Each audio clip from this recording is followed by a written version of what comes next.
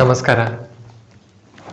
ಸರ್ವಪ್ರಥಮ ಜಗದ್ಗುರು ಭಗವಾನ್ ಶ್ರೀಕೃಷ್ಣನ ಚರಣಗಳಲ್ಲಿ ಪ್ರಾರ್ಥನೆ ಮಾಡಿ ಇವತ್ತಿನ ಧರ್ಮ ಸಂವಾದವನ್ನು ಪ್ರಾರಂಭ ಮಾಡೋಣ.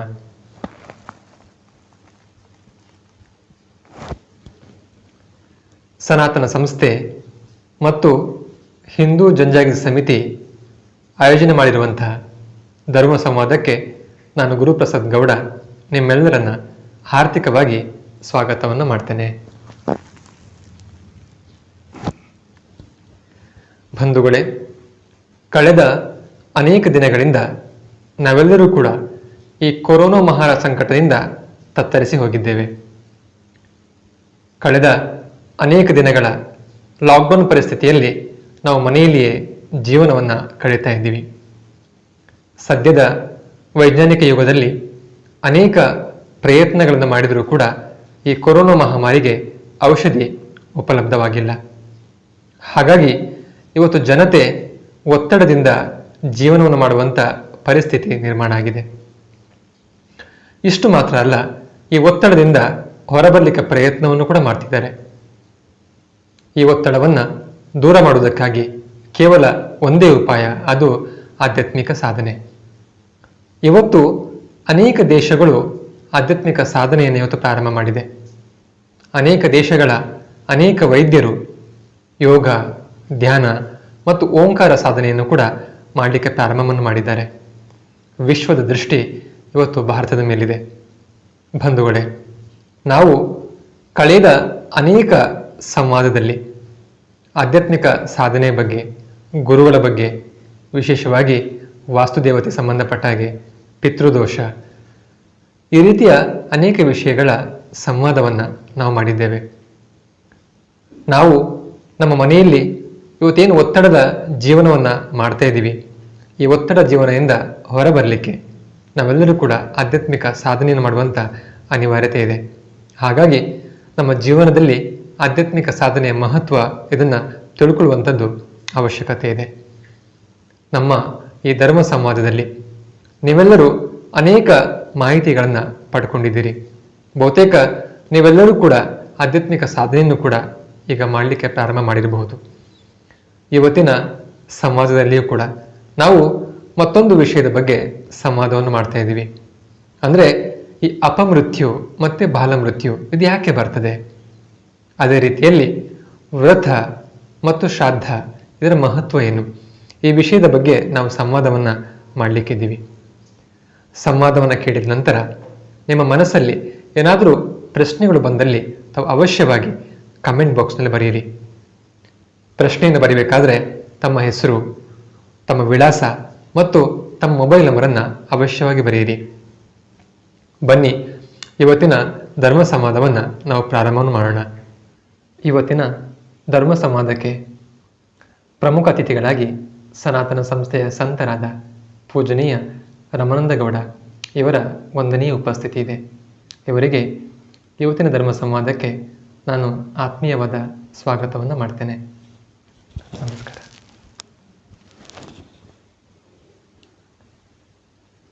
ಮೊದಲಿಗೆ ಪೂಜನೀಯ ರಮಾನಂದಗೌಡ ಇವರ ಪರಿಚಯವನ್ನು ಮಾಡಿಕೊಳ್ಳೋಣ. ಪೂಜನೀಯ ರಮಾನಂದಗೌಡ ಇವರು ದಕ್ಷಿಣ ಕನ್ನಡ ಜಿಲ್ಲೆಯ ಉಜಿರೆಯವರು. ಕಳೆದ 20 ವರ್ಷಗಳಿಂದ ಸನಾತನ ಸಂಸ್ಥೆಯ ಮಾರ್ಗದರ್ಶನದಲ್ಲಿ ಆಧ್ಯಾತ್ಮಿಕ ಸಾಧನೆಯನ್ನು ಮಾಡ್ತಾ ಇದ್ದಾರೆ. ಇವರು ಸನಾತನ ಸಂಸ್ಥೆಯ 75ನೇ ಸಂತರಾಗಿದ್ದಾರೆ. ಆಧ್ಯಾತ್ಮ ಪ್ರಸಾರದ ನಿಮಿತ್ತ ವಿವಿಧ ಜಿಲ್ಲೆಗಳಿಗೆ ಅವರು ಪ್ರಸಾರವನ್ನು ಮಾಡ್ತಾರೆ. ಜಿಜ್ಞಾಸುಗಳಿಗೆ ಆಧ್ಯಾತ್ಮಿಕ ಸಾಧನೆಯ ಬಗ್ಗೆ ಮಾರ್ಗದರ್ಶನವನ್ನು ಮಾಡ್ತಾರೆ. ಸಾಮಾಜಿಕ ಕ್ಷೇತ್ರದಲ್ಲಿ, ಧಾರ್ಮಿಕ ಕ್ಷೇತ್ರದಲ್ಲಿ ಮಾತ್ರ ಅಲ್ಲ, ಆಧ್ಯಾತ್ಮಿಕ ಕ್ಷೇತ್ರದಲ್ಲಿ ಅವರ ಅಪಾರ ಅನುಭವ ಇದೆ. ಅವರ ಆ ಅನುಭವವನ್ನು ನಾವಿವತ್ತು ಪಡ್ಕೊಳ್ಳಿಕ್ಕೆ ನಾವು ಪ್ರಯತ್ನವನ್ನು ಮಾಡೋಣ. ಇವತ್ತಿನ ಧರ್ಮ ಸಂವಾದವನ್ನು ನಾವು ಪ್ರಾರಂಭ ಮಾಡುವ. ಕಳೆದ ಅನೇಕ ಸಂವಾದದಲ್ಲಿ ನೀವು ವಿಜ್ಞಾನ ಮತ್ತು ಅಧ್ಯಾತ್ಮ ಈ ವಿಷಯದಲ್ಲಿ ನಮ್ಮ ವೀಕ್ಷಕರಿಗೆ ಭಾಳಷ್ಟು ಮಾರ್ಗದರ್ಶನ ಮಾಡಿದ್ದೀರಿ. ಭಾಳಷ್ಟು ವೀಕ್ಷಕರು ಈ ಬಗ್ಗೆ ಪ್ರಶ್ನೆಯನ್ನು ಕೂಡ ಅವರು ಕೇಳಿದ್ದಾರೆ. ಅಂದರೆ ಇದರಲ್ಲಿ ಮತ್ತೊಂದು ಪ್ರಶ್ನೆ ಸರ್ವಸಾಮಾನ್ಯವಾಗಿ ಎಲ್ಲ ವೀಕ್ಷಕರಲ್ಲಿ ಬಂದಿದೆ. ಈ ಅಧ್ಯಾತ್ಮ ಮತ್ತು ವಿಜ್ಞಾನ ಇದರ ಸಮತೋಲನವನ್ನು ಹೇಗೆ ಕಾಪಾಡುವಂಥದ್ದು, ನಾವನ್ನು ಹೇಗೆ ಕಾಪಾಡಿಕೊಳ್ಬಹುದು, ಈ ಪ್ರಶ್ನೆಯನ್ನು ಕೇಳಿದ್ದಾರೆ. ಇದರ ಬಗ್ಗೆ ದಯವಿಟ್ಟು ಮಾರ್ಗದರ್ಶನ ಮಾಡಿ. ವಿಜ್ಞಾನವು ಭೌತಿಕ ಸೃಷ್ಟಿಗೆ ಸಂಬಂಧಿಸಿದ್ದಾಗಿದೆ. ಕೇವಲ ಪಂಚಜ್ಞಾನೇಂದ್ರಿಯಗಳ ಸಂಬಂಧದಿಂದ ಸಂಶೋಧನೆಯನ್ನು ಮಾಡ್ತದೆ. ಆದರೆ ಆಧ್ಯಾತ್ಮವು ಹಾಗೆ ಇಲ್ಲ. ಆಧ್ಯಾತ್ಮವು ಸ್ಥೂಲ, ಸೂಕ್ಷ್ಮವಷ್ಟೇ ಅಲ್ಲ, ಸೂಕ್ಷ್ಮತರ, ಸೂಕ್ಷ್ಮತಮ ಈ ರೀತಿ ವಿಚಾರಗಳನ್ನು ಹೇಳುತ್ತದೆ. ವಿಜ್ಞಾನವು ತಂತ್ರಜ್ಞಾನಕ್ಕೆ ಸಂಬಂಧಿಸಿದಂಥ ಮಾಹಿತಿಯನ್ನು ನೀಡುತ್ತದೆ. ಆದರೆ ಆಧ್ಯಾತ್ಮವು ಆತ್ಮಜ್ಞಾನಕ್ಕೆ ಸಂಬಂಧಪಟ್ಟಂಥ ಜ್ಞಾನವನ್ನು ಕೊಡ್ತದೆ. ಇವತ್ತು ಏನಾಗ್ತದೆ ಅಂತೇಳಿದರೆ, ಜೀವನದ ಪ್ರತಿಯೊಂದು ಅಂಗದಲ್ಲಿ ವಿದೇಶಿ ದೃಷ್ಟಿಕೋನದಿಂದ ನೋಡಲಾಗ್ತಾಯಿದೆ. ಈ ವಿಚಾರದಿಂದ ಪ್ರಭಾವಿತರಾದ ಭಾರತೀಯರು ತಮ್ಮ ತ್ಯಾಗಮಯ ಆಧ್ಯಾತ್ಮವನ್ನು ಬಿಟ್ಟು ವಿದೇಶಿಗರ ಭೋಗಮಯ ಜೀವನವನ್ನು ನಡೆಸ್ತಾ ಇದ್ದಾರೆ. ಇವತ್ತು ವಿಜ್ಞಾನಿಗಳು ಕೂಡ ಸೂಕ್ಷ್ಮತಮ ಅಥವಾ ಅತಿ ಸೂಕ್ಷ್ಮ ವಿಷಯಗಳನ್ನು ಮನುಷ್ಯನ ಜೀವನವನ್ನು ಪ್ರಭಾವಿತಗೊಳಿಸ್ತವೆ ಅಂತ ಹೇಳ್ತಾರೆ. ಆದರೆ ಈ ವಿಜ್ಞಾನದ ನಿಯಮಗಳನ್ನು ಅವರು ಪಾಲನೆ ಮಾಡಲಿಕ್ಕೆ ತಯಾರಿಲ್ಲ. ಇವತ್ತು ಮಹಾನ್ ಅಧ್ಯಾತ್ಮಶಾಸ್ತ್ರವನ್ನು ವಿದೇಶಿ ದೃಷ್ಟಿಕೋನದಿಂದಲ್ಲ, ವೈದಿಕ ಧರ್ಮದ ದೃಷ್ಟಿಯಿಂದ ನೋಡೋದು ಅವಶ್ಯಕವಾಗಿದೆ. ಆಧ್ಯಾತ್ಮವು ಎಷ್ಟು ವ್ಯಾಪಕವಾಗಿದೆ ಅಂತೇಳಿದರೆ, ಅದರಲ್ಲಿ ಪೂರ್ಣ ವಿಜ್ಞಾನವು ಕೂಡ ಸೇರಿಕೊಂಡಿದೆ. ಆಧ್ಯಾತ್ಮ ಕಠಿಣ ಇಲ್ಲ, ನಮ್ಮ ಜೀವನದ ಕಠಿಣತೆಯನ್ನು ಅದು ಬಿಡಿಸ್ತದೆ. ಆರಂಭದಲ್ಲಿ ಅಧ್ಯಾತ್ಮಶಾಸ್ತ್ರದಲ್ಲಿರುವ ವಿಜ್ಞಾನದ ಅಧ್ಯಯನವನ್ನು ಮಾಡುವಾಗ ಆ ತತ್ವಗಳು ಅತ್ಯಂತ ಪ್ರಭಾವಶಾಲಿ ವಿಜ್ಞಾನವಾಗಿದೆ ಅಂತೇಳಿ ನಮಗೆ ಗೊತ್ತಾಗ್ತದೆ. ಬುದ್ಧಿವಾದಿಗಳು, ವಿಜ್ಞಾನವಾದಿಗಳು ಆಧ್ಯಾತ್ಮ ತುಂಬ ಕಷ್ಟ ಇದೆ ಅಂತೇಳಿ ತಿಳಿದುಕೊಳ್ತಾರೆ. ಆದರೆ ಆಧ್ಯಾತ್ಮ ತುಂಬ ಸರಳವಾಗಿದೆ. ಆಧ್ಯಾತ್ಮವನ್ನು ಆಚರಣೆಯಲ್ಲಿ ತರಬೇಕು. ಅಂದರೆ ಅವುಗಳನ್ನು ನಾವು ಜೀವನದಲ್ಲಿ ತಂದಾಗಲೇ ನಮಗೆ ಜೀವನ ಸುಖಿ ಮತ್ತು ಸಮೃದ್ಧವಾಗುವುದು ಅನುಭವಕ್ಕೆ ಬರ್ತದೆ. ಯಾವತ್ತೂ ಹಿಂದೂ ಧರ್ಮಶಾಸ್ತ್ರವು ಆಧ್ಯಾತ್ಮವನ್ನು ಅಲ್ಲಗಲಿಯುವುದಿಲ್ಲ. ಭೌತಿಕ ಸೌಲಭ್ಯಕ್ಕಾಗಿ ವಿಜ್ಞಾನವೂ ಬೇಕು, ಆದರೆ ಆಧ್ಯಾತ್ಮವನ್ನು ಕನಿಷ್ಠ ಎಂದು ತಿಳಿಬಾರದು. ಜೀವನವನ್ನು ಆಧ್ಯಾತ್ಮದಿಂದ ಸುಸಂಸ್ಕಾರಗೊಳಿಸಿ ಸಾರ್ಥಕತೆಗೊಳಿಸಬಹುದು. ಭಾರತೀಯ ವೈಜ್ಞಾನಿಕ ತತ್ವ ಇದು ಆಧುನಿಕ ವಿಜ್ಞಾನಕ್ಕಿಂತ ಹೇಗೆ ಭಿನ್ನಾಗಿದೆ? ಇದರ ಬಗ್ಗೆ ನಮ್ಮ ವೀಕ್ಷಕರಿಗೆ ದಯವಿಟ್ಟು ತಿಳಿಸ್ಕೊಡಿ. ಆಧುನಿಕ ವಿಜ್ಞಾನಕ್ಕಿಂತಲೂ ಭಾರತೀಯ ವೈಜ್ಞಾನಿಕ ತತ್ವಗಳು ಅಂದರೆ ಅಧ್ಯಾತ್ಮಶಾಸ್ತ್ರವು ಖಂಡಿತವಾಗಿಯೂ ಮುಂದುವರಿದ ವಿಜ್ಞಾನವಾಗಿದೆ. ಮುಂದೆಯೂ ಅದು ಇರಲಿಕ್ಕಿದೆ. ಈಗ ನಾವು ಆಧ್ಯಾತ್ಮ ಮತ್ತು ವಿಜ್ಞಾನದ ತುಲನಾತ್ಮಕ ಅಂಶಗಳನ್ನು ನೋಡೋಣ. ಓರ್ವ ಸಂತರು ವಿಜ್ಞಾನದ ವ್ಯಾಖ್ಯೆಯನ್ನು ವಿಗತಂ ಜ್ಞಾನಂ ಯಸ್ಮಾತ್ ತತ್, ಅಂದರೆ ಯಾವುದರಿಂದ ಜ್ಞಾನವು ಹೊರಟು ಹೋಗಿದೆಯೋ ಅದೇ ವಿಜ್ಞಾನ ಎಂದು ಹಾಸ್ಯದಿಂದ ಮತ್ತು ಅರ್ಥಪೂರ್ಣವಾಗಿ ಹೇಳಿದರು. ಹಾಗೆಯೇ ಸಾ ವಿದ್ಯಾ ಯಾ ವಿಮುಕ್ತಯೇ, ಅಂದರೆ ಯಾವುದು ಮುಕ್ತಿಯನ್ನು ಕೊಡುವುದೋ ಅದೇ ಜ್ಞಾನ, ಅಂದರೆ ಆಧ್ಯಾತ್ಮಶಾಸ್ತ್ರವಾಗಿದೆ. ಇದು ಭಾರತೀಯ ವೈಜ್ಞಾನಿಕ ತತ್ವದಲ್ಲಿ ಈ ಜ್ಞಾನ ದೊರೆಯುತ್ತದೆ. ಇನ್ನೊಂದು ವ್ಯತ್ಯಾಸವು ಹೀಗಿದೆ. ವಿಜ್ಞಾನವು ಸಂಶೋಧನೆ ಮಾಡಿದ ಸತ್ಯಗಳು ನಿರಂತರ ಬದಲಾವಣೆ ಆಗ್ತಾ ಇರ್ತದೆ. ಹಾಗಾಗಿ ವಿಜ್ಞಾನದಲ್ಲಿ ಸುಧಾರಿತ ಆವೃತ್ತಿಗಳನ್ನು ಮುದ್ರಣ ಮಾಡಬೇಕಾಗ್ತದೆ. ಒಂದು ದೃಷ್ಟಿಯಲ್ಲಿ ವಿಜ್ಞಾನವು ಅಪೂರ್ಣ ಹಾಗೂ ಅಸತ್ಯವಾಗಿದೆ ಅಂತೇಳಿ ಹೇಳ್ಬೋದು. ಆದರೆ ಆತ್ಮಜ್ಞಾನವು ಯಾವತ್ತೂ ಪರಿವರ್ತನೆ ಆಗೋದಿಲ್ಲ. ಆಧ್ಯಾತ್ಮದಲ್ಲಿ ಸಂಶೋಧನೆ ಮಾಡಿ ಸಿಕ್ಕಿದ ತತ್ವಗಳು, ಸತ್ಯಗಳು ಅದು ತ್ರಿಕಾಲ ಬಾಧಿತ ಶಾಶ್ವತವಾಗಿರ್ತದೆ. ಆದ್ದರಿಂದ ವೇದ, ಉಪನಿಷತ್ತುಗಳು ಪುನರ್ಮುದ್ರಣ ಆಗ್ತದೆ, ಆದರೆ ಸುಧಾರಿತ ಆವೃತ್ತಿಗಳು ಪ್ರಿಂಟ್ ಆಗೋದಿಲ್ಲ. ಹೀಗೆ ಇನ್ನೊಂದು ನಮ್ಮ ಜೀವನದ ಉದಾಹರಣೆಯನ್ನು ನೋಡೋಣ. ನಾವು ದಿನನಿತ್ಯ ನೋಡುತ್ತಿರುವ ಒಂದು ಉದಾಹರಣೆಯನ್ನು ಕೂಡ ಈಗ ತಿಳಿದುಕೊಳ್ಳೋಣ. ನಮ್ಮ ಮನೆಯಲ್ಲಿ ತುಳಸಿ ವೃಂದಾವನ ಇದೆ. ಅದಕ್ಕೆ ಪ್ರತಿದಿನ ನಾವು ನೀರು ಹಾಕ್ತೇವೆ, ಊದುಬತ್ತಿ ಹಚ್ತೇವೆ, ಪ್ರದಕ್ಷಿಣೆ ಬರ್ತೇವೆ, ಪೂಜೆ ಮಾಡ್ತೇವೆ. ಇದರ ಉದ್ದೇಶ ಏನು?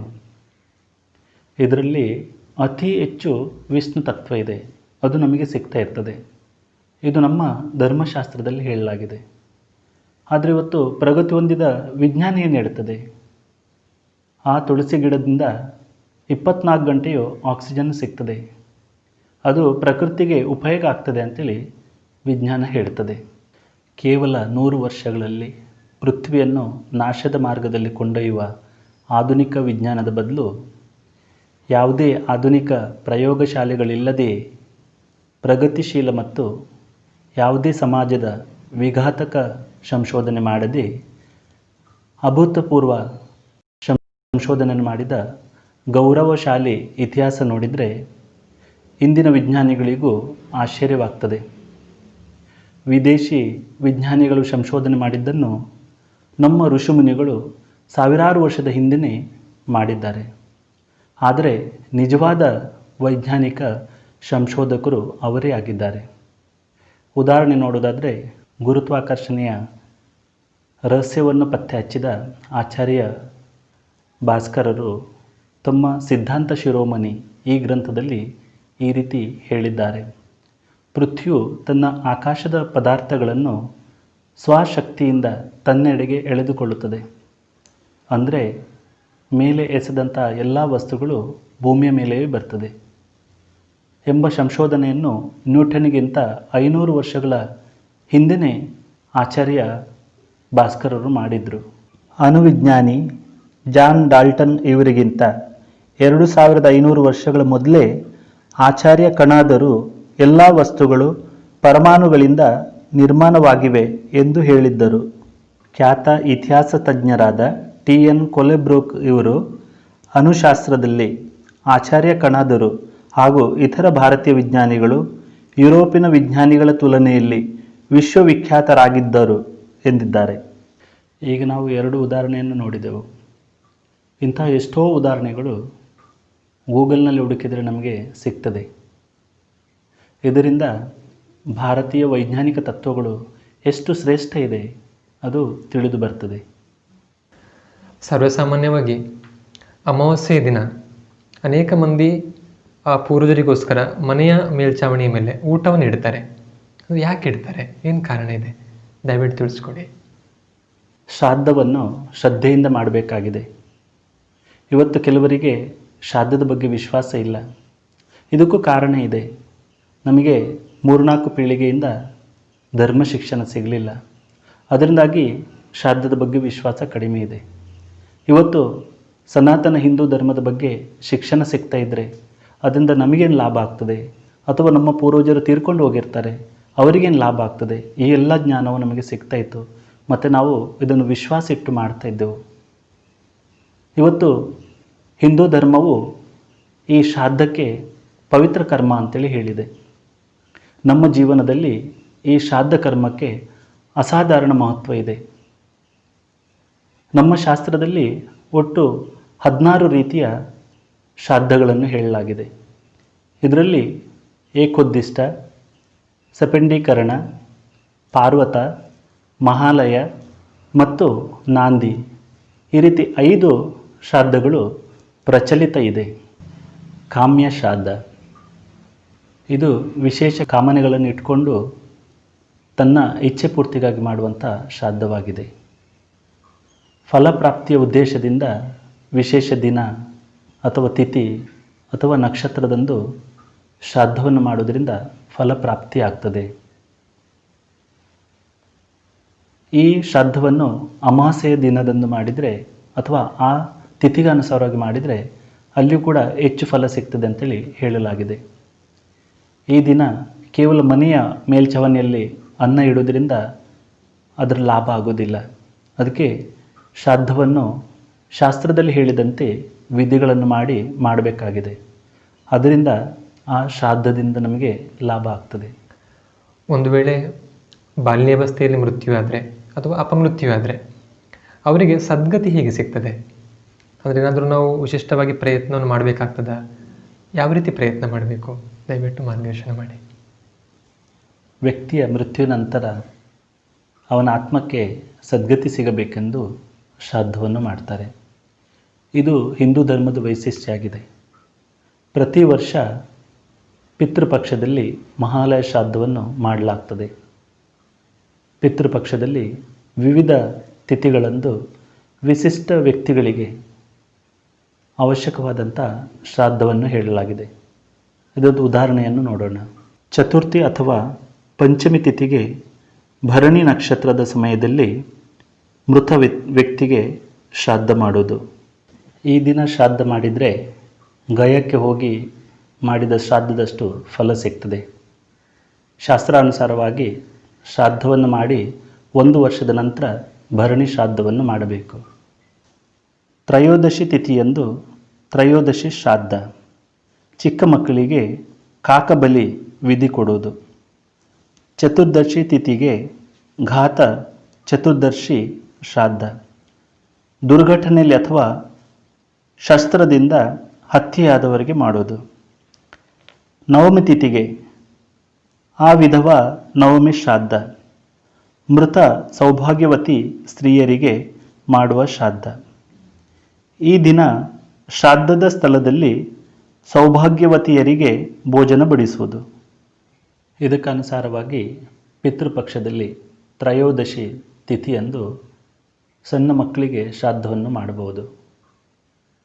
ಅಪಮೃತ್ಯುವಿಂದ ತೀರಿಕೊಂಡವರಿಗೆ ಅಥವಾ ದುರ್ಘಟನೆಯಲ್ಲಿ ತೀರಿದವರಿಗೆ ಅಥವಾ ಯಾರೆಲ್ಲೂ ಹತ್ಯಾದವರಿಗೆ ಅವರ ಶ್ರಾದ್ದವನ್ನು ಚತುರ್ದಶಿ ಈ ದಿನದಂದು ಮಾಡಬೇಕು. ಇದರೊಟ್ಟಿಗೆ ಶ್ರೀ ಗುರುದೇವ ದತ್ತ ಈ ಜಪವನ್ನು ಕೂಡ ಮಾಡಬೇಕು. ಸರ್ವೇಸಾಮಾನ್ಯವಾಗಿ ಹಿಂದೂ ಧರ್ಮದಲ್ಲಿ ಚಿಕ್ಕ ಶಿಶುಗಳು ತೀರ್ಕೊಂಡಾಗ ನಾವು ಶ್ರಾದ್ದ ಕರ್ಮವನ್ನು ಮಾಡೋದಿಲ್ಲ. ಯಾಕೆ ಮಾಡೋದಿಲ್ಲ? ಏನಾದರೂ ಕಾರಣ ಇದೆಯಾ? ದಯವಿಟ್ಟು ಮಾರ್ಗದರ್ಶನ ಮಾಡಿ. ಯಾವ ಮಕ್ಕಳಿಗೆ ಹಲ್ಲು ಬಂದಿರೋದಿಲ್ವೋ ಅಥವಾ ಅವರ ಎಲುಬುಗಳು ಬೆಳೆದಿರೋದಿಲ್ವೋ ಆಗ ಅವರ ಮೃತ್ಯುವಾದರೆ ಅವರಿಗೆ ಶ್ರಾದ್ದ ಮಾಡೋದಿಲ್ಲ. ಇಂಥ ಮಕ್ಕಳು ಕೊಡುಕೊಳ್ಳು ಲೆಕ್ಕ ಪೂರ್ಣ ಆದ ನಂತರ ಈ ಲೋಕದಿಂದ ಮುಂದೆ ಹೋಗ್ತಾರೆ. ಇಂಥ ಕಡಿಮೆ ಕಾಲಾವಧಿಯಲ್ಲಿ ಜನಿಸಿದ ಈ ಜೀವಕ್ಕೆ ಅವರ ದೇಹದ ಬಗ್ಗೆ ಏನೂ ಆಸಕ್ತಿ ಇರುವುದಿಲ್ಲ. ಆಸಕ್ತಿ ಮತ್ತು ಕೊಡುಕೊಳ್ಳು ಲೆಕ್ಕಾಚಾರ ಇಲ್ಲದಿರುವುದರಿಂದಾಗಿ ಅವರು ಭೂರ್ಲೋಕಕ್ಕೆ ಹೋಗೋದಿಲ್ಲ. ಅದನ್ನು ಪಾರು ಮಾಡಿ ಮುಂದಿನ ಗತಿ ಅವರಿಗೆ ಪ್ರಾಪ್ತಿಯಾಗ್ತದೆ. ಆದ್ದರಿಂದ ಸಣ್ಣ ಮಕ್ಕಳು ತೀರ್ಕೊಂಡಾಗ ಅವರಿಗೆ ಶ್ರಾದ್ದ ಮಾಡೋದಿಲ್ಲ. ಮಗುವು ದೊಡ್ಡದಾಗಿದ್ದರೆ ಅಂದರೆ 10 ವರ್ಷದವರೆಗಿನ ಮಕ್ಕಳ ಸಂದರ್ಭದಲ್ಲಿ ಧರ್ಮಶಾಸ್ತ್ರವು ಏನು ಹೇಳಿದೆ ಅದನ್ನು ನೋಡೋಣ. ಇಂಥ ಮಕ್ಕಳ ಮೃತ್ಯು ಆದಾಗ ಆ ಸಮಯದಲ್ಲಿ ಮಾಡುವ ಶ್ರಾದ್ದ ಕರ್ಮಗಳನ್ನು ಮಾಡುವ ಸಮಯದಲ್ಲಿ ಪಿಂಡದಾನ ಮಾಡುವಾಗ ಕೇವಲ ಮಂತ್ರಪೂರ್ವಕ ಅನ್ನವನ್ನು ಕೊಡಲಾಗ್ತದೆ. ಇದಕ್ಕೆ ಪ್ರಕೀರ ಅಂತೇಳಿ ಹೇಳಲಾಗ್ತದೆ. ಈ ಜನ್ಮದಲ್ಲಿ ಚಿಕ್ಕ ವಯಸ್ಸಿನಲ್ಲಿ ಅವರ ಮನಸ್ಸಿನಲ್ಲಿ ಸಂಸ್ಕಾರಗಳು ಆಗಿಲ್ಲದಿರುವುದರಿಂದ ಈ ನಿಯಮವನ್ನು ಈಶ್ವರ ಅವರಿಗೆ ಹೇಳಿದ್ದಾನೆ. ಸೂತಕದ ವಿಷಯ ಬಂದಾಗ ಭಾಳಷ್ಟು ಮಂದಿ ಗೊಂದಲ ಇದೆ. ಅಂದರೆ ನಾವು ಯಾರಿಗಾಗಿ ಸೂತಕವನ್ನು ಆಚರಣೆ ಮಾಡಬೇಕು? ಕೆಲವೊಮ್ಮೆ ದೂರದ ಸಂಬಂಧ ಇದೆ. ಆದರೆ ನಾವು ಆ ಸೂತಕವನ್ನು ಪಾಲನೆ ಮಾಡೋದಾದರೆ ಎಷ್ಟು ದಿನ ಪಾಲನೆ ಮಾಡಬೇಕು? ಹಾಗೇನಾದರೂ ದಿನ, ಸಮಯ ಇದರ ಬಗ್ಗೆ ಏನಾದರೂ ವಿಶಿಷ್ಟವಾದಂಥ ಕ್ರಮ ಇದ್ದರೆ ನಾವು ಯಾವ ಕ್ರಮವನ್ನು ಪಾಲನೆ ಮಾಡಬೇಕು? ದಯವಿಟ್ಟು ನಮ್ಮ ವೀಕ್ಷಕರಿಗೆ ತಿಳಿಸ್ಕೊಡಿ. ಇವತ್ತು ಹೆಚ್ಚಾಗಿ ಮೃತ್ಯುವಿನ ನಂತರದ ಕ್ರಿಯಾಕರ್ಮಗಳನ್ನು ಕೇವಲ ಧರ್ಮಶಾಸ್ತ್ರದಲ್ಲಿ ಹೇಳಿದ್ದಾರೆ ಅಥವಾ ಕುಟುಂಬದ ಕರ್ತವ್ಯ ಅಂತೇಳಿ ಮಾತ್ರ ಮಾಡ್ತಾರೆ. ಅವರಿಗೆ ಅದರ ಮಹತ್ವ ಗೊತ್ತಿರೋದಿಲ್ಲ ಅಥವಾ ಅಧ್ಯಾತ್ಮಶಾಸ್ತ್ರದ ಬಗ್ಗೆಯೂ ಅವರಿಗೆ ಗೊತ್ತಿರೋದಿಲ್ಲ. ಒಂದು ವೇಳೆ ಅವರಿಗೆ ಶಾಸ್ತ್ರ ಗೊತ್ತಿದ್ದರೆ ಅದರ ಮೇಲೆ ವಿಶ್ವಾಸ ಇರ್ತದೆ ಮತ್ತು ಅದನ್ನು ಶ್ರದ್ಧೆಯಿಂದ ಮಾಡ್ಬೋದು. ವ್ಯಕ್ತಿಯ ಮೃತ್ಯುವಿನ ಸಮಯದಲ್ಲಿ ಕುಟುಂಬದವರು ಭಯ, ಶೋಕ, ಒತ್ತಡ, ದುಃಖದಲ್ಲಿರ್ತಾರೆ. ಈ ಸಮಯದಲ್ಲಿ ಧಾರ್ಮಿಕ ವಿಧಿಯನ್ನು ಮಾಡದಿರುವುದೇ ಸೂಕ್ತವಾಗಿರುತ್ತದೆ. ಇನ್ನು ಮೃತ್ಯುವಿನ ಸಂದರ್ಭದಲ್ಲಿನ ಸೂತಕದ ಬಗ್ಗೆ ತಿಳಿದುಕೊಳ್ಳೋಣ. ವ್ಯಕ್ತಿಯು ಮೃತಪಟ್ಟಾಗ ಅವರ ಗೋತ್ರಜರು ಮತ್ತು ಕುಟುಂಬದವರಿಗೆ ಒಂದು ವಿಶಿಷ್ಟ ಕಾಲದ ತನಕ ಆ ಶುಚಿತ್ವವನ್ನು ಪಾಲನೆ ಮಾಡಬೇಕಾಗ್ತದೆ. ಅದಕ್ಕೆ ಸೂತಕ ಅಂತೇಳಿ ಹೇಳ್ತೇವೆ. ಈ ಸೂತಕದ ನಿಯಮಗಳು ಹೇಗಿರ್ತವೆ ಅದನ್ನು ನೋಡೋಣ. ಮೃತಪಟ್ಟ ವ್ಯಕ್ತಿಯ ಕುಟುಂಬದವರಿಗೆ 10 ದಿನ ಸೂತಕ ಇರ್ತದೆ. ಯಾರು ಅಂತ್ಯಕ್ರಿಯೆಯನ್ನು ಮಾಡ್ತಾರೋ ಅವರಿಗೆ 12 ದಿವಸ ಸಪಿಂಡೀಕರಣ ಆ ಸೂತಕವನ್ನು ಪಾಲನೆ ಮಾಡಬೇಕಾಗ್ತದೆ. 7 ಪೀಳಿಗೆ ನಂತರ 3 ದಿನ ಸೂತಕವನ್ನು ಪಾಲನೆ ಮಾಡ್ಬೋದು. ಮೃತ ವ್ಯಕ್ತಿಯ ಸಂಬಂಧಿಕರು, ಉದಾಹರಣೆಗೆ ಮಾವ, ಅಕ್ಕ, ತಂಗಿ, ಮಕ್ಕಳು, ಅತ್ತೆ, ಇವರು ಎಷ್ಟು ದಿನ ಸೂತಕವನ್ನು ಪಾಲನೆ ಮಾಡಬೇಕು? ಅವರ ಸಂಬಂಧವನ್ನು ಅವಲಂಬಿಸಿರ್ತದೆ. ಇದರ ಬಗ್ಗೆ ಪಂಚಾಂಗ ಅಥವಾ ಧರ್ಮಶಾಸ್ತ್ರದಲ್ಲಿ ಕೊಡಲಾಗಿದೆ. ಮಾವ ತೀರಿಕೊಂಡ್ರೆ ಅವರ ಅಕ್ಕ ಅಥವಾ ತಂಗಿ, ಅವರ ಮಕ್ಕಳು ಒಂದು ಪಕ್ಷಿಣಿ ಅಂದರೆ ತೀರಿಕೊಂಡ ಸಮಯದ ನಂತರ ಸೂರ್ಯಾಸ್ತದವರೆಗೆ ಆ ಸೂತಕವನ್ನು ಪಾಲನೆ ಮಾಡಬೇಕು. ಯಜ್ಞದ ಸಮಯದಲ್ಲಿ ಜನನ ಮರಣದ ಸೂತಕ ಬಂದರೆ ಮೊದಲೇ ಸಂಕಲ್ಪ ಮಾಡಿದ ಯಜ್ಞಾದಿ ಧರ್ಮಗಳಿಗೆ ಯಾವುದೇ ದೋಷಗಳು ಬರುವುದಿಲ್ಲ. ಇನ್ನು ಸೂತಕದ ನಿಯಮಗಳು ಏನೇನಿದೆ, ಏನೇನು ಬಂಧನ ಇದೆ ಅದನ್ನು ನೋಡೋಣ. ಯಾರಿಗೆ ಸೂತಕ ಬಂದಿದೆ ಆ ವ್ಯಕ್ತಿ ಇತರ ವ್ಯಕ್ತಿಗಳನ್ನು ಆ ಸಮಯದಲ್ಲಿ ಮುಟ್ಟಬಾರದು ಮತ್ತು ಧಾರ್ಮಿಕ ಕೃತಿ ಅಥವಾ ಮಂಗಲ ಕಾರ್ಯವನ್ನು ಮಾಡಬಾರದು. ಸಾಮಾಜಿಕ ಕಾರ್ಯಕ್ರಮದಲ್ಲಿ ಪಾಲ್ಗೊಳ್ಳಬಾರದು.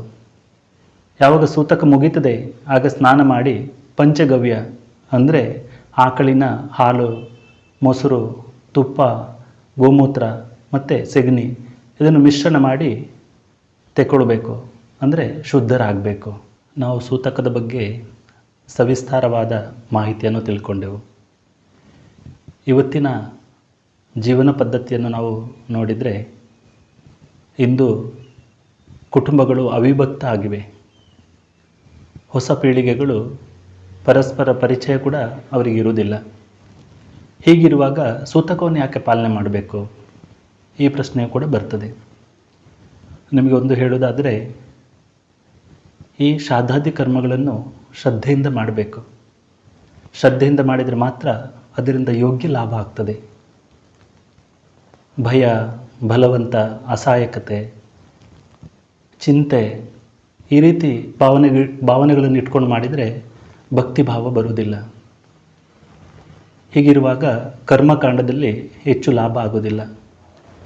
ಆದ್ದರಿಂದ ಮನಸ್ಸಿನ ಭಯ ಅಥವಾ ಸಂದಿಗ್ಧತೆಯನ್ನು ದೂರ ಮಾಡಿ ವಿವೇಕದಿಂದ ಈ ಶಾಸ್ತ್ರವಿಧಿಗಳನ್ನು ಮಾಡಬೇಕಾಗ್ತದೆ. ದೂರದ ಸಂಬಂಧಿಕರಿದ್ದರೆ ಅವರ ವಿಷಯದಲ್ಲಿ ಸೂತಕವು ಬರುವುದಿಲ್ಲ. ಒಂದು ವೇಳೆ ಬೇರೆ ರಾಜ್ಯದಲ್ಲಿ ಅಥವಾ ವಿದೇಶದಲ್ಲಿದ್ದರೆ ಅವರ ನಿಧನದ ವಾರ್ತೆ ನಮಗೆ ತಡವಾಗಿ ಗೊತ್ತಾಯಿತು ಅಂದರೆ 10 ದಿನದ ಮಧ್ಯದಲ್ಲಿ ಗೊತ್ತಾದರೆ ಮತ್ತೆ ಎಷ್ಟು ದಿನ ಇರ್ತದೆ ಅಷ್ಟು ದಿನದ ಸೂತಕವನ್ನು ನಾವು ಪಾಲಿಸಬೇಕು. ಒಂದು ವೇಳೆ 10 ದಿನದ ನಂತರವೇ ನಮಗೆ ಗೊತ್ತಾಯಿತು ಆಗ ನಾವು ಸ್ನಾನವನ್ನು ಮಾಡಿ ಶುದ್ಧಿ ಮಾಡಿಕೊಳ್ಬೋದು. ಒಂದು ವೇಳೆ ಒಂದು ಕುಟುಂಬದಲ್ಲಿ 4 ಮಂದಿ ಪುತ್ರರಿದ್ದರೆ, ಒಂದು ವೇಳೆ ಅವರ ತಂದೆ ತೀರಿಕೊಂಡಾಗ ಆ 4 ಮಂದಿ ಕೂಡ ಅದು ಪೂರ್ವದ ತೊಂದರೆಯಾಗುತ್ತಾ? ಒಂದು ವೇಳೆ ಈ ಸ್ಥಿತಿಯಲ್ಲಿ ನಾವೇನು ಮಾಡಬೇಕು? ಇದರ ಬಗ್ಗೆ ಏನಾದರೂ ವಿಶಿಷ್ಟವಾದಂಥ ಕ್ರಮ ಇದ್ದರೆ ದಯವಿಟ್ಟು ಮಾರ್ಗದರ್ಶನ ಮಾಡಿ. ತಮ್ಮ ಪುತ್ರನ ಮೂಲಕ ಪಿಂಡೋದಕ ಅಂದರೆ ಪಿಂಡ ಮತ್ತು ನೀರು ಇದನ್ನು ನೀಡಿದಾಗ ಪಿತೃಗಳು ಸುಖಿ ಮತ್ತು ಸಂತುಷ್ಟರಾಗ್ತಾರೆ. ಮನುಸ್ಮೃತಿಯಲ್ಲಿ ಪುತ್ರ ಅಂತೇಳಿ ಯಾರಿಗೆ ಹೇಳ್ತಾರೆ? ಇದರ ಶಾಸ್ತ್ರವಚನ ಹೀಗಿದೆ: ಪುನ್ನಾಂನೋ ನರಕ ಯಸ್ಮಾತ್ ತ್ರಾಯತೆ ಪಿತರಂ ಸುತಃ ತಸ್ಮಾತ್ ಪುತ್ರ ಇತಿ ಪ್ರೋಕ್ತಃ ಸ್ವಯಮೇವ ಸ್ವಯಂಭುವ. ಪಿತೃಗಳಿಗೆ ಸದ್ಗತಿ ಸಿಗಲಿ, ಅವರು ಅನಂತ ಯಾತನೆಯಿಂದ ಮುಕ್ತರಾಗಲಿ, ಪಿತೃಲೋಕದಲ್ಲಿನ ಪಿತೃಗಳು ತಮ್ಮ ವಂಶದ ಮೇಲೆ ಕೃಪೆ ಇಡಲಿ ಎಂಬ ಉದ್ದೇಶದಿಂದ ಪುತ್ರನು ಶ್ರಾದ್ದಾದಿ ವಿಧಿಗಳನ್ನು ಮಾಡಬೇಕು. ಬ್ರಹ್ಮವೈವರ್ತಕ ಪುರಾಣದಲ್ಲಿ ದೇವರ ಪೂಜೆಗಿಂತಲೂ ಪಿತೃಪೂಜೆ ಮಹತ್ವಪೂರ್ಣವಾಗಿದೆ ಅಂತೇಳಿ ಹೇಳಲಾಗಿದೆ. ಆದುದರಿಂದ ಎಲ್ಲ ಮಂಗಳ ಕಾರ್ಯಗಳಲ್ಲಿ ಮೊದಲು ನಾಂದಿ ಶ್ರಾದ್ದ ವಿಧಿಯನ್ನು ಮಾಡಲಾಗ್ತದೆ. ಬ್ರಹ್ಮಪುರಾಣದಲ್ಲಿ ಈ ರೀತಿ ಹೇಳಲಾಗಿದೆ: ಯಾವ ವ್ಯಕ್ತಿಯು ವಿಧಿವತ್ತಾಗಿ ತನ್ನ ಆರ್ಥಿಕ ಸ್ಥಿತಿಗೆ ಅನುಸಾರವಾಗಿ ಶ್ರಾದ್ದವನ್ನು ಮಾಡ್ತಾನೆಯೋ ಅವನು ಬ್ರಹ್ಮದೇವನಿಂದ ತೃಣದವರೆಗಿನ ಎಲ್ಲ ಜೀವಗಳನ್ನು ತೃಪ್ತಗೊಳಿಸ್ತಾನೆ. ಶ್ರಾದ್ದ ವಿಧಿಯನ್ನು ಮಾಡುವವರ ಮನೆಯಲ್ಲಿ ಯಾರೂ ದುಃಖಿಯಾಗಿರುವುದಿಲ್ಲ. ಆದುದರಿಂದ ಹೇಗೆ ಒಂದು ಕುಟುಂಬದಲ್ಲಿ ತಂದೆಯವರ ಮೃತ್ಯು ಆದ ನಂತರ ಎಲ್ಲ ಮಕ್ಕಳು ಆಸ್ತಿ ಸಂಪತ್ತನ್ನು ಸಮಾನ ಅಧಿಕಾರ ನಮಗೆ ಬೇಕು ಅಂತ ಕೇಳ್ತಾರೆಯೋ ಹಾಗೆಯೇ ಅವರಿಗೆ ಪಿತೃಋಣವು ಕೂಡ ಬರ್ತದೆ. ಎಲ್ಲರೂ ಹೋಲುವ ಚಿತ್ರಗಳು ಶಿವ, ದುರ್ಗಾ, ಶ್ರೀಲಕ್ಷ್ಮಿ, ಶ್ರೀ ಗಣಪತಿ, ಶ್ರೀರಾಮ, ಶ್ರೀಕೃಷ್ಣ, ಮಾರುತಿ ಮತ್ತು ದತ್ತ ಈ ದೇವತೆಗಳ ಚಿತ್ರಗಳು ವಿವಿಧ ಆಕಾರಗಳಲ್ಲಿ ಲಭ್ಯವಿವೆ. ದೇವತೆಗಳ ನಾಮಜಪದ ಚೈತನ್ಯದಾಯಕ ಪಟ್ಟಿಗಳು. ಸಾತ್ವಿಕ ಅಕ್ಷರ ಮತ್ತು ಅದರ ಸುತ್ತಲೂ ಆಯಾಯ ದೇವತೆಯ ತತ್ವಕ್ಕೆ ಅನುರೂಪವಾಗಿರುವಂತಹ ಅಂಚನ್ನು ಹೊಂದಿದ ಸನಾತನ ನಿರ್ಮಿತ ನಾಮಜಪ ಪಟ್ಟಿಗಳು. ವಾಸ್ತುಶುದ್ಧಿ ಮತ್ತು ವಾಹನ ಶುದ್ಧಿಗಾಗಿಯೂ ಉಪಯುಕ್ತವಾಗಿರುವಂತಹ ನಾಮಜಪ ಪಟ್ಟಿಗಳು. ಬಣ್ಣದ ಹಾಗೂ ಸ್ಟಿಕ್ಕರ್ ಸಹಿತ ಅಲ್ಲದೆ ಸ್ಟಿಕ್ಕರ್ ರಹಿತ ಹೀಗೆ 2 ವಿಧಗಳಲ್ಲಿಯೂ ಲಭ್ಯ. ವಿವಿಧ ಭಾಷೆಗಳ 80ಕ್ಕೂ ಹೆಚ್ಚು ದೇವತೆಗಳ ನಾಮಜಪದ ಪಟ್ಟಿಗಳು ಲಭ್ಯ. ಸನಾತನ ನಿರ್ಮಿತ ದೇವತೆಗಳ ಸಾತ್ವಿಕ ಚಿತ್ರಗಳ ಪದಕಗಳು. ಶಕ್ತಿ, ಚೈತನ್ಯ, ಆನಂದ ಮತ್ತು ಶಾಂತಿಯ ಲಾಭ ದೊರಕಿಸಿಕೊಡುವ ದೇವತೆಗಳ ಸಾತ್ವಿಕ ಪದಕಗಳು. ಕೊರಳಿನಲ್ಲಿ ಹಾಕಿಕೊಳ್ಳುವ ಈ ಪದಕಗಳೆಂದರೆ ದೇವತೆಗಳ ಸಂರಕ್ಷಕ ಶಕ್ತಿಯ ಅನುಭೂತಿ. ಸನಾತನದ ಸಾತ್ವಿಕ ಉತ್ಪಾದನೆಗಳು ಮನೆಗೆ ಬರುತ್ತಲೇ ಲಭಿಸುವುದು ಚೈತನ್ಯ ಮತ್ತು ಹೆಚ್ಚುವುದು ಭಕ್ತಿಯ ಸಂಗ್ರಹ. ಸನಾತನದ ಅಮೂಲ್ಯ ಗ್ರಂಥ ಸಂಪತ್ತು. ಆಚಾರ ಧರ್ಮ ಪಾಲನೆ,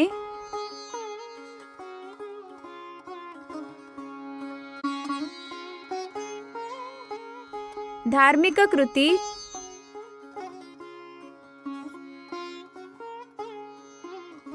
ದೇವತೆಗಳ ಉಪಾಸನೆ,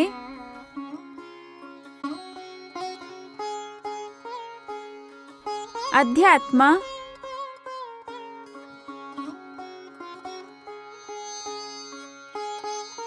ಸಾಧನೆ,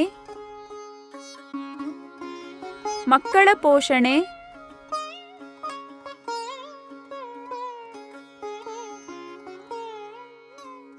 ರಾಷ್ಟ್ರ ರಕ್ಷಣೆ,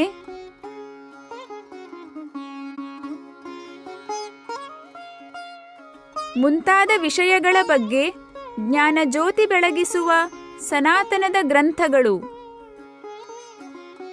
ಅವಶ್ಯವಾಗಿ ಓದಿರಿ ಸನಾತನದ ಗ್ರಂಥಗಳು. ತಾವೂ ಓದಿರಿ ಹಾಗೂ ಇತರರಿಗೂ ಓದಲು ನೀಡಿ ಧರ್ಮ ಕಾರ್ಯದಲ್ಲಿ ಪಾಲ್ಗೊಳ್ಳಿರಿ. ಈ ಗ್ರಂಥಗಳಿಗಾಗಿ ಸಂಪರ್ಕಿಸಿ 9342599299.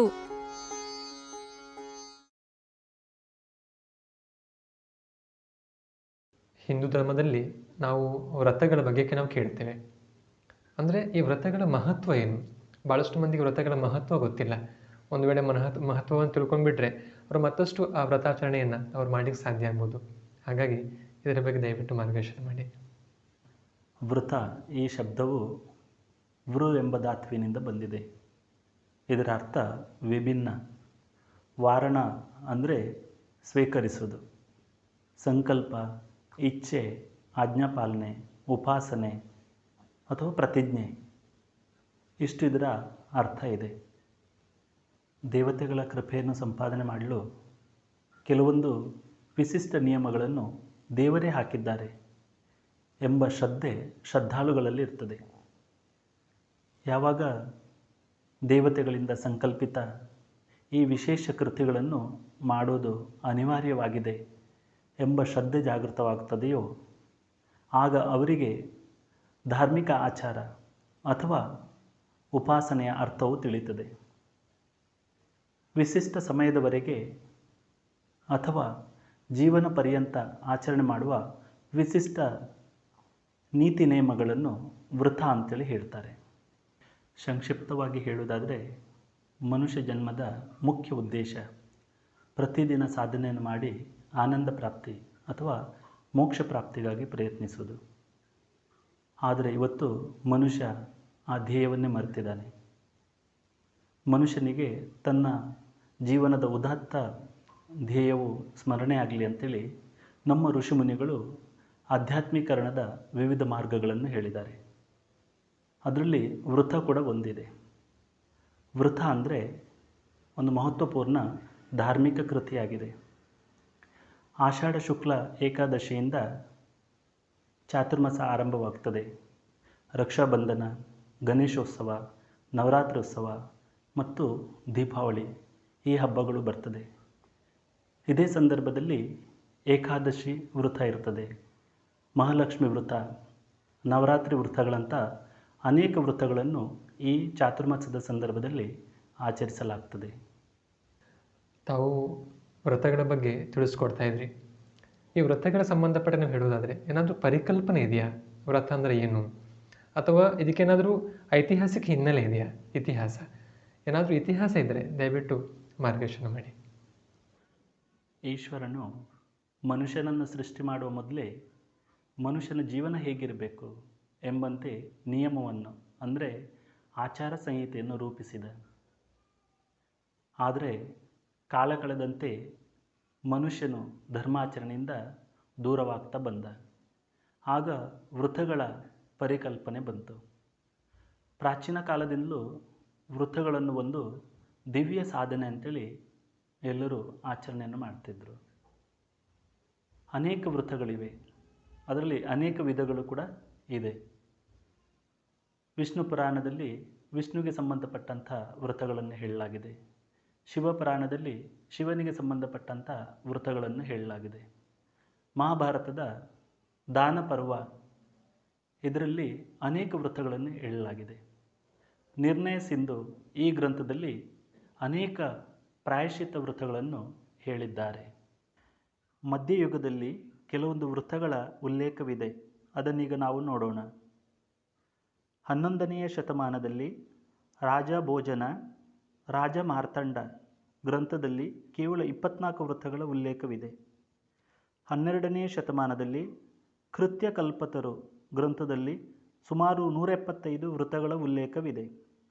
ಅನಂತರ ಬಹಳ ಕಾಲದ ನಂತರ ರಚಿಸಲ್ಪಟ್ಟ ಶೂಲಪಾಣಿಕೃತ ಕಾಲವಿವೇಕ ಗ್ರಂಥದಲ್ಲಿ ಕೇವಲ 11 ವೃತಗಳ ಉಲ್ಲೇಖವಿದೆ. ಹೇಮಾಂದ್ರಿಯ ಗ್ರಂಥದಲ್ಲಿ 700 ವೃತಗಳ ವಿವೇಚನೆ ಇದೆ. 1626ರಲ್ಲಿ ಮಹೋಪಾಧ್ಯಾಯ ಗೋಪಿನಾಥ ಕವಿರಾಜರಿಂದ ಪ್ರಕಾಶಿತವಾದ ವೃತಕೋಶದಲ್ಲಿ 1622 ವೃತಗಳ ಪಟ್ಟಿಯನ್ನು ನೀಡಲಾಗಿದೆ. ವೃತರಾಜ, ವೃತಾರ್ಕ, ವೃತ ಕೌಸ್ತುಭ, ಹೇಮಾದ್ರಿ ವೃತ ಇತ್ಯಾದಿ ಗ್ರಂಥಗಳಲ್ಲಿ ವೃತಗಳ ಬಗ್ಗೆ ವಿಸ್ತಾರವಾದ ಮಾಹಿತಿಯನ್ನು ಕೊಡಲಾಗಿದೆ. ಭಾರತದಾದ್ಯಂತ ಏಕಾದಶಿ ವೃತ, ವಟ ಸಾವಿತ್ರಿ ವೃತ, ಮಹಾಲಕ್ಷ್ಮಿ ವೃತ, ಅನ್ನಪೂರ್ಣ ವೃತ ಮತ್ತು ಹರತಾಲಿಕ ವೃತ ಈ ವೃತಗಳನ್ನು ಮಾಡಲಾಗುತ್ತದೆ. ನಮ್ಮ ಅನೇಕ ಧರ್ಮಗ್ರಂಥಗಳಲ್ಲಿ ವ್ರತಗಳ ಉಲ್ಲೇಖ ಇದೆ.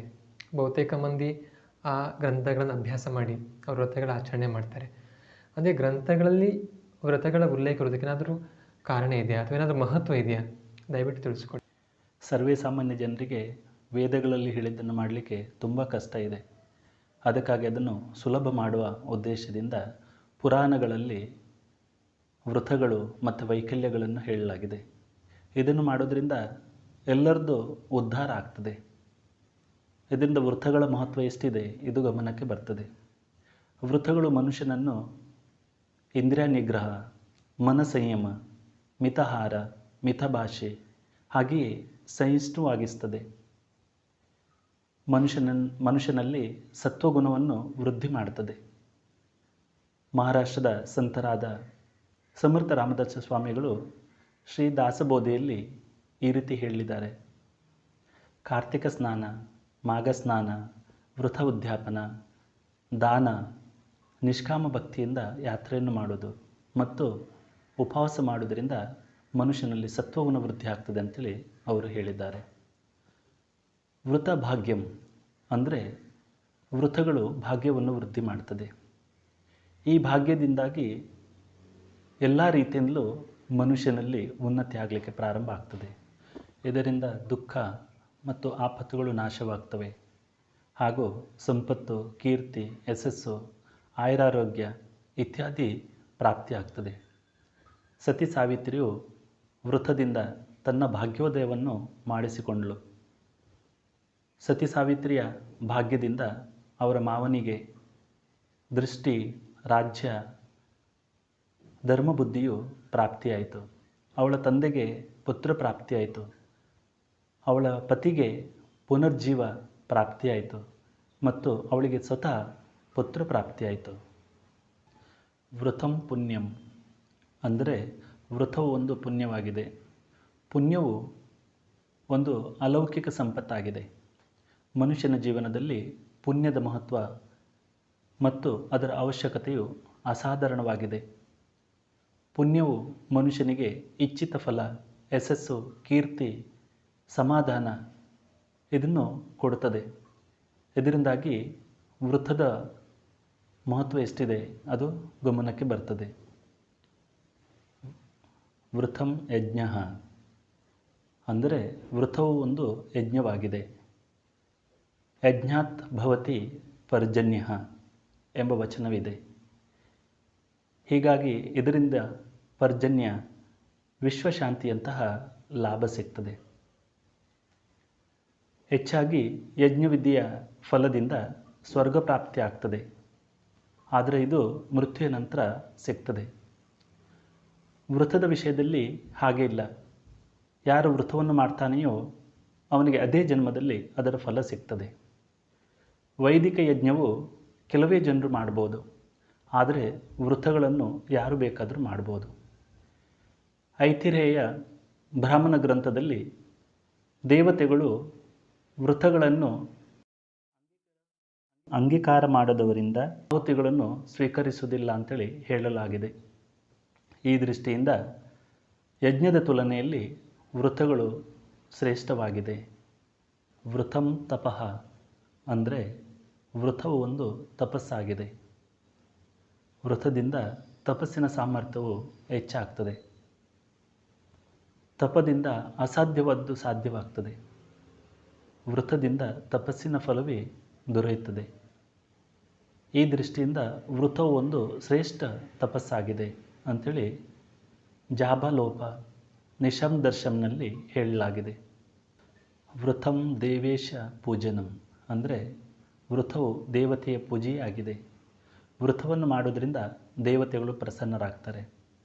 ದೇವತೆಗಳು ಪ್ರಸನ್ನರಾಗುವುದರಿಂದ ಮನುಷ್ಯನ ಜೀವನವು ಸಫಲವಾಗ್ತದೆ. ಜೀವನದ ಸಫಲತೆಯು ವೃತಗಳ ಪರಮ ಫಲವಾಗಿದೆ. ತಾವು ವ್ರತಗಳ ಬಗ್ಗೆ ಭಾಳಷ್ಟು ಮಾಹಿತಿಗಳನ್ನು ನಮಗೆ ಸವಿಸ್ತಾರವಾಗಿ ಕೊಟ್ರಿ. ಒಂದು ಪ್ರಶ್ನೆ ಹೇಗಂತ ಹೇಳಿದ್ರೆ, ಈಗ ಚಾತುರ್ಮಾಸ ಇದೆ. ಹಿಂದೂ ಧರ್ಮದಲ್ಲಿ ಹೆಚ್ಚಿನ ಹಬ್ಬಗಳು ಈ ಚಾತುರ್ಮಾಸದಲ್ಲಿ ಬರ್ತದೆ. ಇದಕ್ಕೇನಾದರೂ ಕಾರಣ ಇದೆಯಾ? ಯಾಕೆ ಇದೇ ಈ ಚಾತುರ್ಮಾಸದಲ್ಲಿ ಎಲ್ಲ ಹಬ್ಬಗಳು ಬರ್ತದೆ? ಏನಾದರೂ ಕಾರಣ ಇದ್ದರೆ ದಯವಿಟ್ಟು ನಮ್ಮ ವೀಕ್ಷಕರಿಗೆ ತಿಳಿಸ್ಕೊಡಿ. ಆಷಾಢ ಶುಕ್ಲ ಏಕಾದಶಿಯಿಂದ ಕಾರ್ತಿಕ ಶುಕ್ಲ ಏಕಾದಶಿಯವರೆಗೆ 4 ತಿಂಗಳಲ್ಲಿ ಪೃಥ್ವಿಯ ಮೇಲೆ ಪ್ರವಾಹಿತವಾಗುವ ತರಂಗಗಳಲ್ಲಿ ತಮೋಗುಣದ ಪ್ರಮಾಣವು ಹೆಚ್ಚಿರುತ್ತದೆ. ಅವುಗಳನ್ನು ಎದುರಿಸಲು ಸಾತ್ವಿಕತೆಯನ್ನು ಹೆಚ್ಚಿಸುವುದು ಅವಶ್ಯಕವಾಗಿದೆ. ಹಬ್ಬ ಮತ್ತು ವೃತಗಳನ್ನು ಆಚರಣೆ ಮಾಡುವುದರಿಂದ ಸಾತ್ವಿಕತೆಯು ವೃದ್ಧಿ ಆಗ್ತದೆ. ಚಾತುರ್ಮಾಸದಲ್ಲಿ ಹಬ್ಬ ವೃತಗಳು ಹೆಚ್ಚು ಬರ್ತಾ ಇರ್ತದೆ. ಇದರ ಹೆಚ್ಚಿನ ಮಾಹಿತಿಗಾಗಿ ಹಬ್ಬಗಳನ್ನು ಆಚರಿಸುವ ಯೋಗ್ಯ ಪದ್ಧತಿ ಮತ್ತು ಶಾಸ್ತ್ರ, ಧಾರ್ಮಿಕ ಉತ್ಸವ ಮತ್ತು ವೃತಗಳ ಹಿಂದಿನ ಶಾಸ್ತ್ರ, ಈ ಗ್ರಂಥಗಳನ್ನು ಅವಶ್ಯವಾಗಿ ಓದಿರಿ. ಇವತ್ತಿನ ಧರ್ಮ ಸಂವಾದದಲ್ಲಿ ನಮ್ಮ ವೀಕ್ಷಕರ ಅನೇಕ ಪ್ರಶ್ನೆಗಳಿಗೆ ಉತ್ತರವನ್ನು ಕೊಟ್ಟು ಮಾರ್ಗದರ್ಶನವನ್ನು ಮಾಡಿದಂಥ ಸನಾತನ ಸಂಸ್ಥೆಯ ಸಂತರಾದ ಪೂಜನೀಯ ರಮಾನಂದಗೌಡ ಇವರ ಚರಣಗಳಲ್ಲಿ ನಾವು ಕೃತಜ್ಞರಾಗಿದ್ದೇವೆ.